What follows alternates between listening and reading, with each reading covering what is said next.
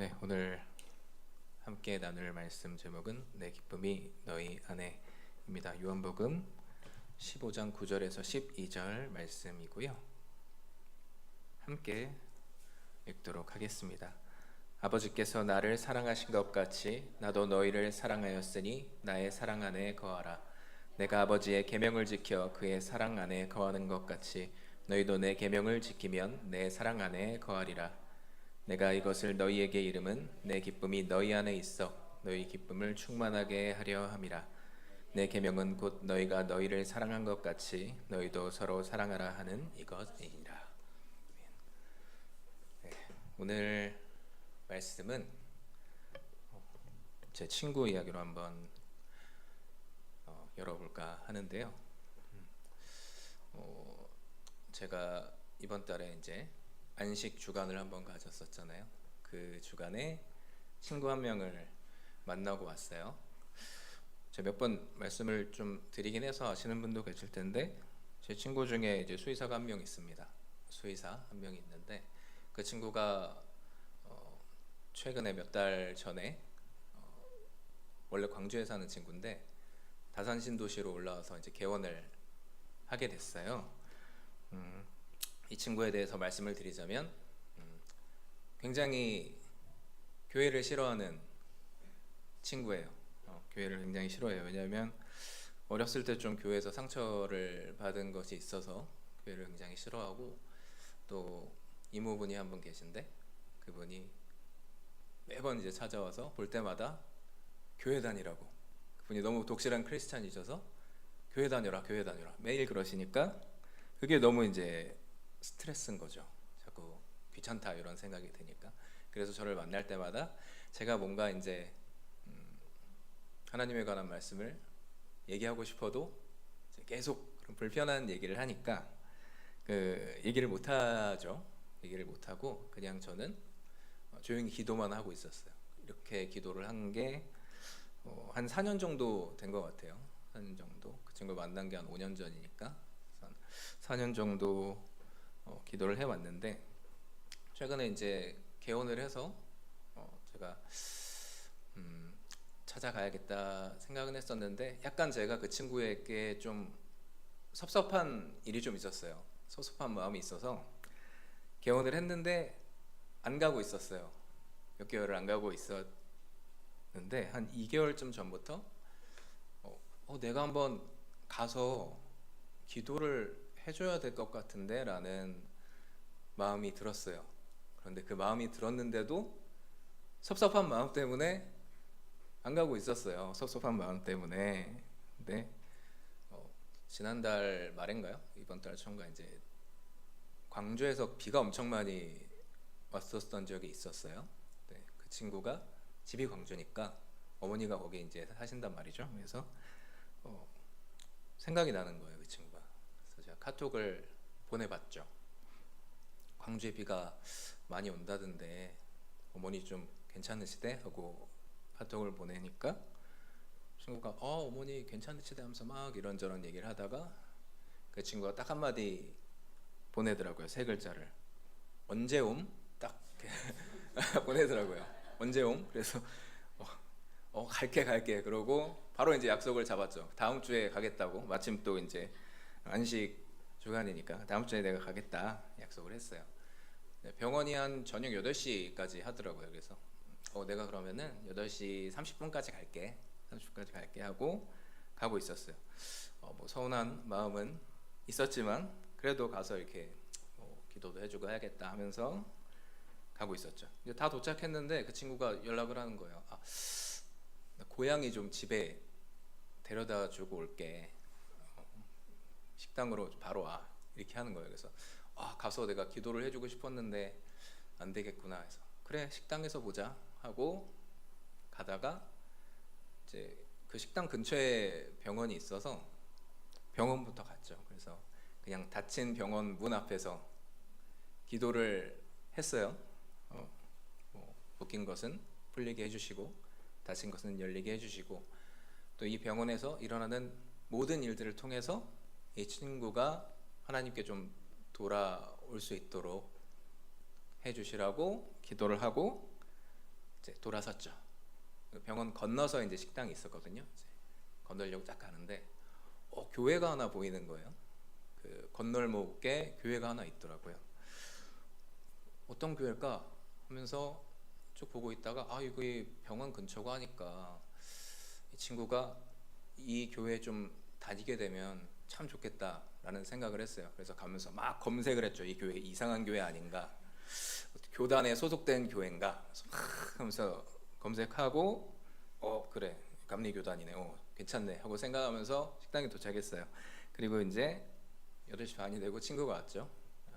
친구가 와서 딱 앉더니 저한테 하는 말이, 내가 얼마 전부터 교회에 다니고 있어, 이러는 거예요. 그 친구가. 깜짝 놀랐죠. 맨날 보면 교회 싫어한다는 말만 하던 친구가 그런 얘기를 하니까 그래 어떻게 다니게 됐는데 하면서 막 얘기를 하는데, 듣고 보니까 다니는 교회가 제가 오면서 봤던 그 교회인 거예요. 오면서 봤던 그 교회예요. 그래서 어떻게 다니게 됐어? 얘기를 들어보니까 동물병원 오픈하고 나서 그 교회 이제 집사님 이런 분들이 오면서 막 교제하고 막 그러다 보니까 정신을 차려 보니까 이제 예배를 가고 있는 거예요. 이 친구가 다니다가 딱 목사님 말씀을 듣는데 눈물이 막 나더래요. 마음이 딱 녹으면서 이제 눈물이 막 나고 하면서 그때부터 이제 매주 교회를 가고 있다고 하는 거예요. 제가 이 이야기를 듣고 착 느낀 것이, 첫 번째는 2달 전에 왔어야 됐는데 2달 전에 내가 와서 이 하나님의 역사에 내가 참여를 했어야 됐는데 내가 그 서운한 마음 하나 때문에 참여를 못했구나 라는 생각을 했고요. 또 하나는 우리가 기도하는 것에 대해서 하나님이 일 안 하시는 것 같은데 사실은 다 일하고 계시는구나 라는 생각이 들었어요. 반드시 일을 하시는구나. 우리는 응답이 늦어지니까 기도해도 소용없는 것 같은데 라는 생각이 들 때가 많은데 반드시 일하시더라고요. 마지막으로 든 감정이 기쁨이었어요. 너무 기쁘더라고요. 정말 분명히 이 친구 만나러 올 때는 섭섭한 마음이 있었는데 그 얘기를 들으니까 다 사라졌어요. 그 마음이 너무 기쁜 거예요. 온데간데 없어요. 그런 감정이. 그 친구한테 내가 올해 있었던 일들 중에 기쁜 일로 세 손가락 안에 든다 이렇게 얘기를 했는데 사실은 가장 기쁜 일이었어요. 이 일이 저한테. 그래서 집에 와서 이제 이런 생각이 들었어요. 도대체 내 마음에 있는 이 기쁨이 어디서 오는 감정일까? 왜 이런 기쁨이 생기는 걸까? 저희가 전도를 한다고 해서 저희 주변 사람들이 하나님께 돌아온다고 해서 저희가 뭔가 이득을 볼 수 있다거나 이런 건 전혀 아니잖아요. 하나님께 칭찬은 좀 들을 수 있겠지만 근데 그렇다고 해서 하나님의 큰 상이 주어진다거나 이런 건 아니란 말이죠. 하나님의 상은 저희가 열매를 맺었을 때 하나님께 순종해서 순종의 열매를 맺었을 때 하나님께서 주시는 게 하나님의 상이란 말이죠. 다른 말로 성화가 됐을 때 받는 게 상인데 저희 주변의 친구가 하나님께 돌아온다고 해서 교회 다닌다고 해서 받는 게 없어요. 무슨 기업에서 성과급 받는 것도 아니고 그냥 이 친구가 하나님과의 관계 안에 들어오는 것 뿐이란 말이죠. 그래서 의문이 생겼죠. 왜 이런 기쁜 마음이 나한테 생기는 걸까? 오늘 본문 말씀을 통해서 그걸 한번 풀어볼까 하는데요. 오늘 본문 말씀은 예수님께서 제자들과 마지막 식사를 하시고 가룟 유다가 로마 군사들과 함께 예수님을 잡으러 오고 있었죠. 그때 그것을 기다리시면서 예수님이 기다리시면서 제자들에게 하신 말씀이에요.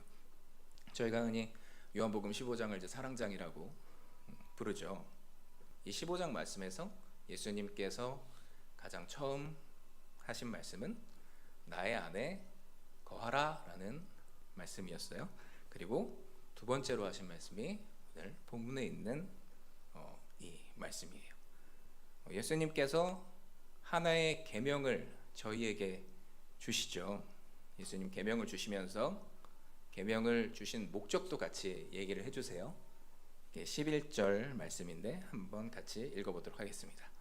내가 이것을 너희에게 이름은 내 기쁨이 너희 안에 있어 너희 기쁨을 충만하게 하려 함이라. 네, 11절까지만. 네. 예수님께서 이 계명을 주신 이유가 바로 예수님의 기쁨이 우리 안에 있도록, 우리 마음에 예수님의 기쁨이 충만하도록 하기 위해서 계명을 주셨다라고 말씀하셨어요. 그러면 우리가 이 계명을 지켰을 때 우리 마음에 예수님의 기쁨이 충만하겠구나 추측할 수가 있죠. 가득할 것이라고. 주신 계명이 무엇이었느냐? 12절 같이 읽어볼게요. 내 계명은 곧 내가 너희를 사랑한 것 같이 너희도 서로 사랑하라 하는 이것이니라. 예수님께서 우리에게 주신 계명은 서로 사랑해라 라는 것이었죠. 우리가 서로 사랑하는 것이 바로 예수님의 기쁨이고요. 우리가 서로 사랑하면 그 예수님의 기쁨이 우리의 마음으로 들어온다라는 말씀이에요. 바로 그렇게 했을 때에 우리는 예수님의 기쁨을 충만하게 누릴 수가 있다라는 말씀인 거죠. 하나님과의 관계가 끊어져서 예수님의 몸된 교회 밖에 나와 있었던 자녀가 있는 거예요. 하나님의 자녀가. 그런데 그 하나님의 자녀가 하나님의 몸된 교회 안으로 들어와요. 교회 안에 있는 동역자들과 관계를 맺고요. 또 하나의 공동체를 이루고 그 안에서 사랑이 오고 가기 시작합니다. 이 교제를 통한 사랑이 교회에 충만한 것을 하나님께서 보셨을 때에 하나님은 엄청난 기쁨을 느끼시고 그 기쁨이 하나님께만 있는 게 아니라 저희에게도 전이 된다. 저희에게도 그 기쁨이 들어온다라는 말씀을 예수님께서 하고 계시는 거죠. 저희가 한번 생각해 봐야 될 것이요. 예수님께서 이 말씀을 왜 이때의 제자들에게 하셨을까 하는 겁니다. 예수님께서는요, 곧 자기 자신이 이제 십자가에 매달리게 될 것이다 라는 것을 알고 계셨어요. 그리고 제자들이 앞으로 어떤 상황에 처하게 될지도 알고 계셨죠. 지금까지 제자들이 겪어보지 못했던 엄청난 고난이 제자들에게 찾아올 거예요. 그리고 그때 예수님은 곁에 있지 않으시죠? 그 상황을 알고 계시면서 예수님께서 말씀을 하신 거예요. 그래서 14장에서는 예수님께서 제자들에게 얘들아 근심하지 말아라 라고 말씀을 하신단 말이죠. 너희가 하나님을 믿으니까 또 나를 믿어라. 하나님께서 너희에게 보혜사를 보내주실 거야. 그리고 나도 너희를 고와 같이 버려두지 않고 내가 다시 너희에게 올 거야 라고 얘기를 하시죠. 그리고 나서 하신 말씀이 이 말씀이시란 말이에요. 하나님의 사랑 안에 거하고 너희가 또 하나 서로 사랑해라. 서로 사랑해야 한다라고 얘기하시는 거예요. 상황을 생각해 보면 이게 과연 적절한 말씀일까라는 의문이 들죠. 고난을 어떻게 이겨내라 라고 해결책을 주시는 게 아니라 사랑해라 라고 말씀을 하시는 거예요. 왜 예수님께서 이때 이런 말씀을 하셨을까? 저는 느헤미야에서 이 답을 한번 찾아보려고 합니다. 이게 느헤미야서 8장 말씀인데요.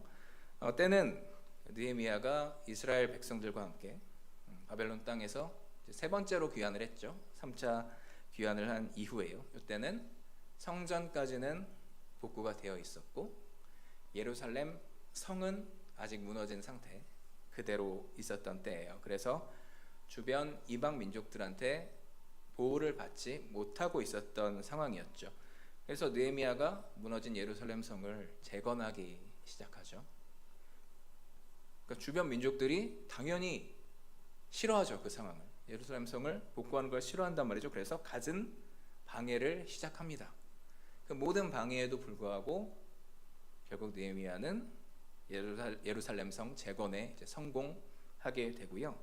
그리고 나서 모든 백성들이, 예루살렘 성 안에 있는 모든 백성들이 모이게 됩니다. 그때가 7번째 달 티시리월에 이제 모이게 되죠. 그 광장에 다 모입니다, 백성들이. 그리고 느헤미야, 그리고 학사 에스라, 레위인들까지 같이 모여서 무엇을 하냐면 하나님의 율법을 선포하기 시작하죠. 레위 사람들이 백성들 가운데 나아가서 율법이 어떤 뜻인지, 어떤 내용이 율법 안에 있는지 얘기하기 시작합니다. 그러자 백성들이 율법을 들으면서 비로소 떠올리게 됩니다. 뭘 떠올리게 되냐면 하나님께서 이스라엘 백성들에게 어떤 언약을 주셨는지를 떠올리게 되는 거예요. 그리고 나의 조상들이 하나님을 어떻게 배반하였는가, 그리고 그로 인해서 하나님께서 주신 하나님의 왕국이 어떻게 멸망하였는가, 그것들을 떠올렸을 거예요.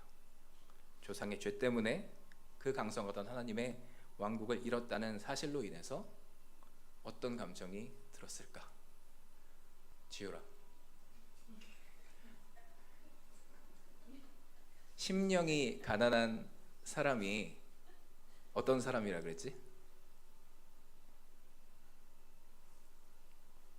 심령이 가난한 사람.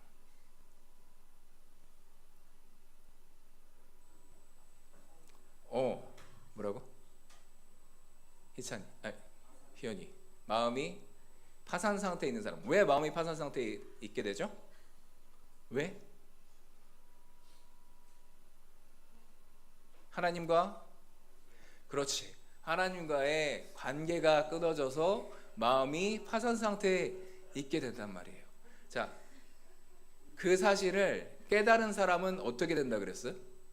심령이 내가 가난하다라는 걸 깨달은 사람은 어떻게 돼요? 심령이 내가 가난하다라는 걸 깨달은 사람, 감정이 어떻게 돼?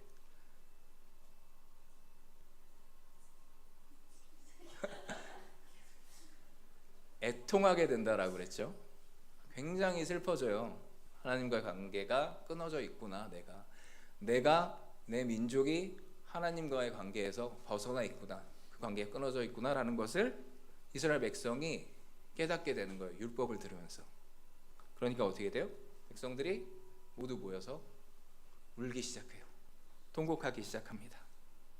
그러자 느헤미야가, 에스라, 또 레위 사람들이 백성들에게 이렇게 얘기하죠. 여러분, 오늘은 여호와의 성일입니다. 하나님의 거룩한 날입니다. 그러니까 슬퍼하지 말고 울지 마십시오 라고 얘기를 해요. 이 날이 혹시 무슨 날이었을까? 절기 중에 힌트는 되게 가까워요. 되게 가까운 날이야. 그렇지, 나팔절이었어요.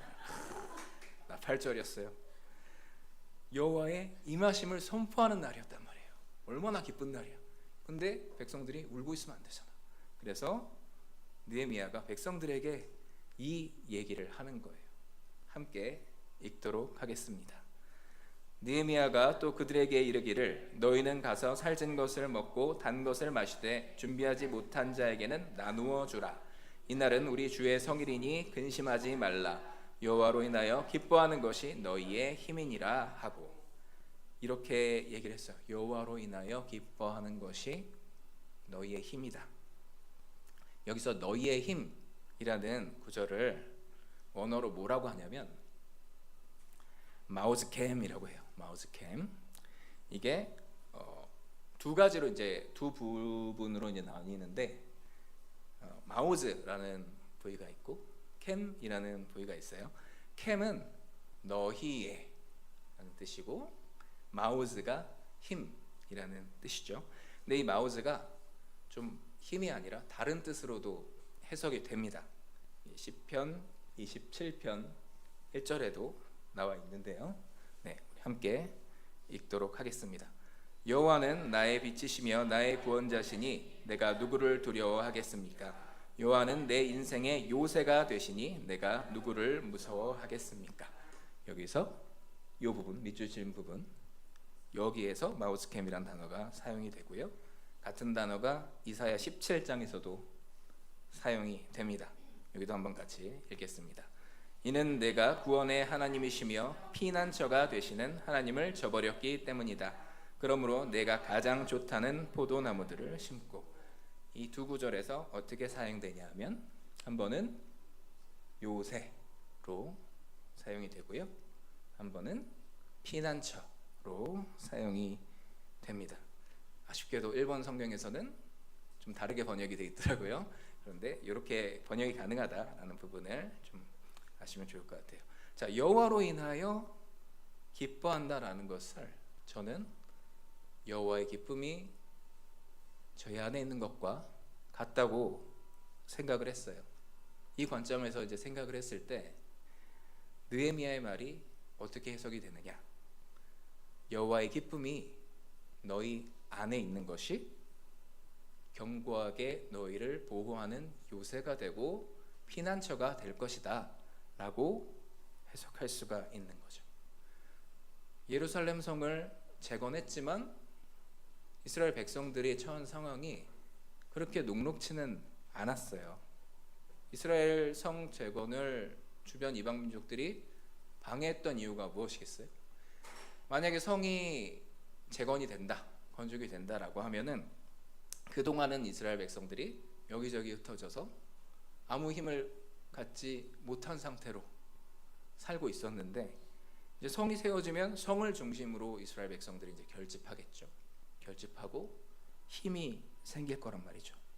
그러면 이제 트라우마가 떠오르는 거죠. 이스라엘 백성들이 예전에 우리를 쫓아냈던 것처럼 이들이 또 결집해서 이 가나안 땅을 차지하고 우리를 쫓아내는 거 아니야? 라는 두려움이 생겼을 거예요. 그렇기 때문에 이스라엘 성이 재건되었다는 것은 동시에 주변 이방 민족들이 이스라엘 백성들을 적대시하게 되었다라는 것과 이제 같은 의미이기도 해요. 근데 아무리 강한 민족이 이스라엘 백성들을 공격한다 하더라도 이스라엘 민족이 하나님과의 약속 안에 있으면, 하나님의 언약 가운데 있으면 하나님은 이스라엘 민족을 지키실 거예요. 이스라엘 민족이 하나님을 떠나지만 않으면 하나님은 이스라엘 민족을 떠나지 않으실 거란 말이죠. 만약에 이 이스라엘 민족을 실패하게 하는 유일한 길이 있다면 그건 바로 이스라엘 백성이 포기하게 만드는 거죠. 이스라엘 백성이 하나님을 신뢰하지 않고 저 이방 민족들과 싸우는 것을 포기하는 거예요. 그렇다면 이스라엘 민족에게 가장 필요한 것은 무엇이었을까? 포기하지 않는 마음인 거죠. 그 마음을 지키는 것이 이스라엘 민족에게 가장 필요한 것이었어요. 그래서 이 마음을 무엇이 지켜주는 거죠? 느헤미야는 하나님의 기쁨, 하나님으로부터 오는 그 기쁨이 너희 마음을 지킬 것이다. 그 여호와의 기쁨을 너희 마음에 담고 그 기쁨을 누리면 그 기쁨이 너희 마음을 지키는 요새가 될 거야. 너희 마음을 지키는 피난처가 될 거야 라고 느헤미야가 얘기를 하고 있는 거예요. 이 말을 들은 이스라엘 민족이 실제로 그 여호와의 기쁨을 누리기 위한 행동을 시작하는 거죠. 과연 어떤 식으로 그 기쁨을 누렸을까?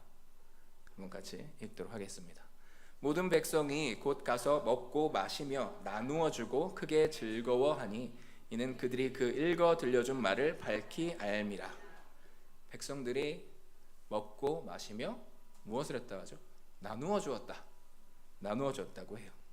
이들은 그들에게 주어진 음식들, 많은 좋은 것들을 나눔으로써 서로 나누는 행동을 통해서 그들 가운데 기쁨을 충만하게 만드는 겁니다.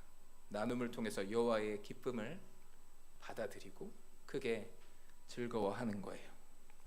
하나님께서 주신 기쁨이 하나님들 백성 사이에 그 백성들이 나누는 교제 코이노니아 안에 임하시는 거예요. 하나님의 백성이 사랑으로 교제할 때 하나님의 기쁨이 그 가운데 충만하게 되는 거죠. 자, 사방이 적임에도 불구하고 이스라엘 민족들은 하나님의 기쁨을 함께 품었어요. 함께 품어서 둘러싼 고난을 견뎌낼 수가 있었어요. 예수님께서 제자들과 함께 하시던 그날도 마찬가지였던 거죠. 예수님께서는 십자가 고난을 앞두고 계실 때에 제자들이 예수님 없이 그 어두운 시간을, 두려운 시간을 견뎌내야 한다는 것을 알고 계셨어요. 그리고 그 시간 속에서 어떤 사람들은 예수님을 배신하고 수많은 제자들이 여기저기 흩어질 것이고 또 좌절할 것이다 라는 것을 예수님은 알고 계셨죠. 그때 예수님께서 제자들에게 말씀하시는 거예요. 내가 너희에게 계명을 줄게. 계명을 줄게. 내가 너희를 사랑한 것처럼 너희도 서로 사랑해. 너희도 서로 사랑해야 돼.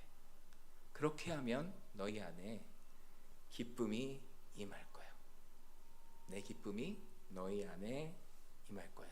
그리고 제자들 안에 임할 기쁨이 제자들의 마음을 지켜주는 요새가 될 것이다. 피난처가 될 것이다 라는 것을 예수님은 알고 계셨던 거죠. 그래서 예수님께서 부활하시고 승천하셨을 때에 제자들이 어떻게 행동하죠? 예루살렘으로 모여요. 모입니다.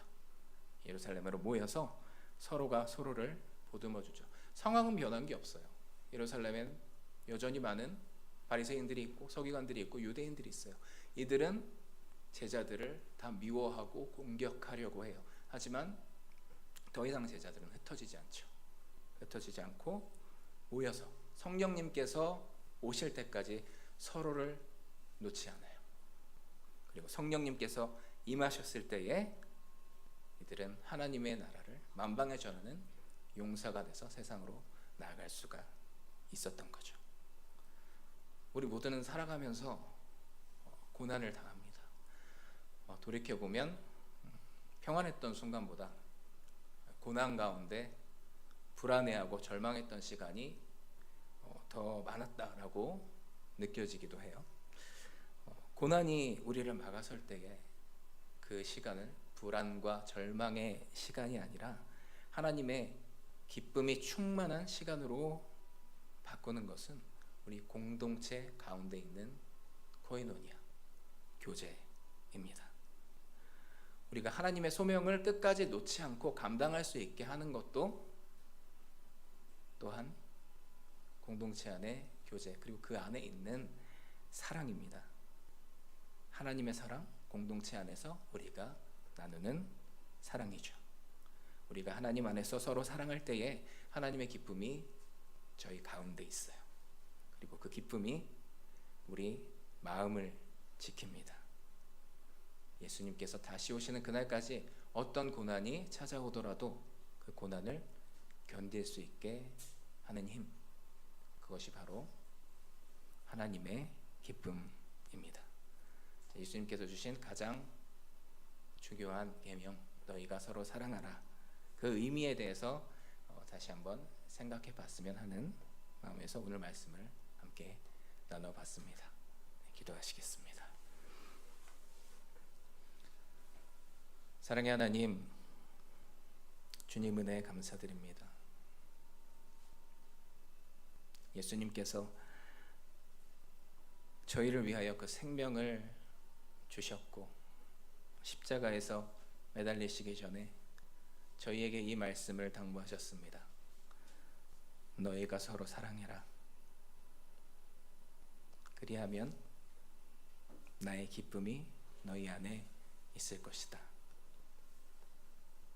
하나님, 저희는 살아가면서 자꾸만 세상을 바라봅니다. 저희를 넘어뜨리려 하고 저희를 좌절하게 하는 세상의 모든 환경만을 바라봅니다. 예수님께서 저희에게 계명을 주셨음에도 불구하고 때로 그 계명이 저희 마음 속에서, 저희 생각 속에서 사라집니다. 세상의 환경이 저희의 눈을 가립니다. 하나님, 예수님 통해서 주신 그 말씀과 같이 저희가 서로를 사랑하게 하여 주시옵소서. 저희가 서로를 보듬게 하여 주시옵소서.